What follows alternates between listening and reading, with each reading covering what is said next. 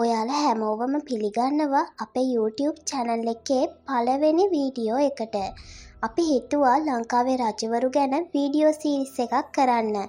ඉතින් අපේ ලිස්ට් එකේ උඩින්ම ඉන්නේ වගේම ලංකාවේ පළවෙනි රජු විදිහට සැලකෙන විජේ රජුරුව ගැන තමයි අපි අද කතා කරන්න හිතුවේ.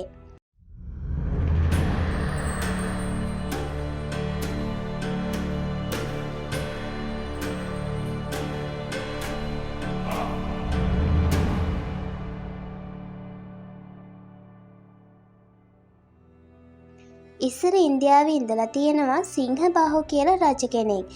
සිංහබාහු රජතුමාගේ වැඩිමහල් පුතා තමයි විජය කියන්නේ. විජය කියන්නේ ටිකක් කියන දේ අහන්නේ නැති කෙනෙක්. ඒක නිසා රටවැසියන්ගෙන් හැමදාම මේ ගැන රජතුමාට පැමිණිලි එන නිසා රජතුමා තීරණයක් ගන්නවා විජය කුමාරයාව එයාගේ මව් රට වුණ ලාට රටින් පිටත් කරන්න ලංකාවට.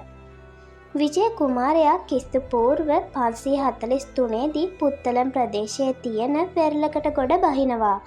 විජය කුමාරයා ලංකාවට ගොඩ පැස්ස දවසේ තමයි බුදුරජාණන් වහන්සේගේ පිරිනිවන් පෑම සිද්ධ වෙලා තියෙන්නේ.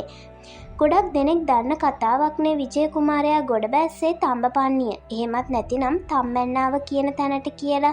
මම කියන්නම් ඒ නම හැදුනේ කොහොමද කියලා. විජය කුමාරයා ලංකාවට එන්නේ තවත් 700ක පිරිසක් එක්ක.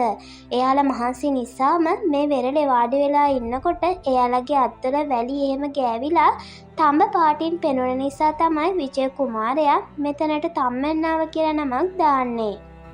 අන්න ඒ විදිහට තමයි මේ තඹපන්නිය එහෙමත් නැතිනම් තම්මැන්නාව කියන නම හැදුනේ. විජය කුමාරයා ලංකාවට එද්දී ලංකාවේ මේ වෙද්දි ජීවත් වන මිනිස්සුන්ව හැඳින්වුනේ යක්ෂ කියන නමින්. විජය කුමාරයා එක්ක ආව 700ක පිරිසෙන් ගොඩ දෙනෙක්ව මේ යක්ෂ ගෝත්‍රිකයෝ අල්ලගන්න සමත් වුණත් විජය කුමාරයාව අල්ලගන්න හැකියාවක් තිබුණේ නැහැ. මේ අතරේදී විජය කුමාරයා මේ යක්ෂ ගෝත්‍රයේ නායකයාගේ දුව වුණ කුවේණි කියන තරුණියත් එක්ක ප්‍රේම සම්බන්ධයක් පටන් ගන්නවා. එතනින් පස්සේ විජය කුමාරයා කුවේණිය ලව්වා එයාගේ පිරිස යක්ෂ ගෝත්‍රකයන්ගෙන් නිදහස් කරගෙන යක්ෂ ගෝත්‍රයේ නායකයව මරලා දාලා මුළු ලංකා ද්වීපයම යටත් කරගන්න සමත් වෙනවා. එතනින් පස්සේ විජය කුමාරයා එයාගේ ඇමතිවරුන්ට අවසර දෙනවා දිවයිනේ විවිධ ප්‍රදේශ පාලනය කරන්න. මේ අතරේ විජය කුමාරයාට සහ කුවේණියට දරුවන් දෙදෙනෙක්ද ලැබෙනවා. ඔහොම තවත් ටික කාලයක් යද්දී විජය කුමාරයාට අවශ්‍ය වෙනවා එයාලගෙම කියලා ජනපදයක් පිහිටුවන්න. දක්ෂිණ මදුරා නුවර රජකම් කරපු පඬි රජතුමාට පණිවිඩයක් යවනවා. රජතුමාගේ දුවව සරණ පාවා ගන්න කැමති කියලා. මේ යෝජනාවට කැමති වුණ පඬි රජතුමා තමන්ගේ දුවත් එක්ක තවත් පරිවාර කුමාරිකාවන් පිරිසක් ලංකාවට පිටත් කරලා යවනවා. එම පිරිස ලංකාවට ගොඩ බැස්ස කියලා ආරංචි වුණ විජය කුමාරයා කුවේණිට දරුවන් දෙදෙනත් එක්ක මාලිගාවෙන් පිට වෙලා යන්න කියලා අණ කරනවා.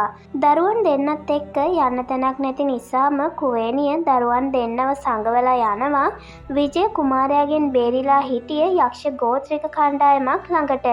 කුවේණි එයාලගේ මායව පාවලා දුන්න එකට කුවේණි එක තරහින් ඉන්න නිසා එයා එකතු වෙලා එයාව මරලා දානවා.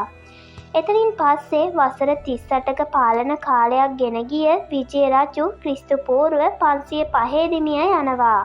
ඉතින් ඊළඟ දවසෙත් මේ වගේ අලුත් වීඩියෝ එකකින් ඔයාලව හමු වෙන බලාපොරොත්තුවෙන් අදට සමුගන්නවා. අපේ YouTube channel එක subscribe කරලා ඔයාලගේ යාළුවන්ටත් share කරන්න අමතක කරන්න එපා.